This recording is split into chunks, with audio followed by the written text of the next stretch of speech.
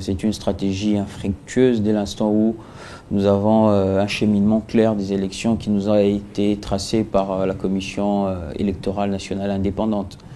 Donc à l'instant où les états-majors politiques sont en train de se préparer pour aller recueillir le vote du peuple, il est assez inopportun de se mobiliser ou bien d'enclencher des mécanismes qui aujourd'hui ne porteront pas les fruits escomptés.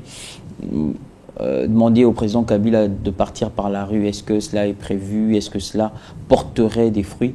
Je pense que l'opposition doit de plus en plus revenir sur des options réalistes. Et la seule option réaliste qui vaille à l'instant, c'est qu'elle puisse se préparer réellement à l'élection. Et ce n'est pas l'impression qu'elle donne jusque-là.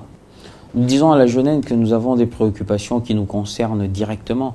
Donc il ne faudrait pas que les jeunes ne servent qu'à être des marchepieds pour que certains hommes politiques puissent rencontrer leurs objectifs politiciens.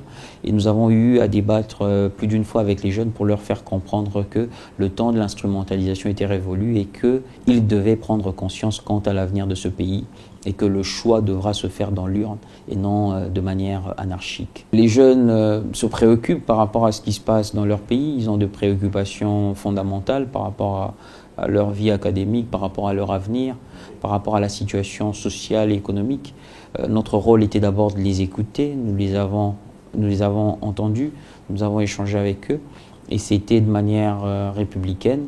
Nous avons retenu que nous avons une jeunesse sur qui nous pouvons encore espérer, mais qu'il nous fallait établir ce pont de dialogue régulier pour que les uns et les autres puissent émettre les points de vue sur ce qui concerne effectivement la marche de notre pays.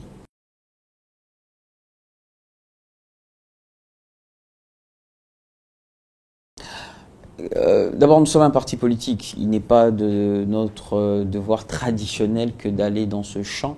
Mais la particularité au niveau du PPRD, c'est que nous y consacrons du temps. Et particulièrement au niveau de la Ligue des jeunes, nous avons deux départements qui s'occupent de cela pleinement. Nous avons le département en charge de l'emploi et de la jeunesse désœuvrée.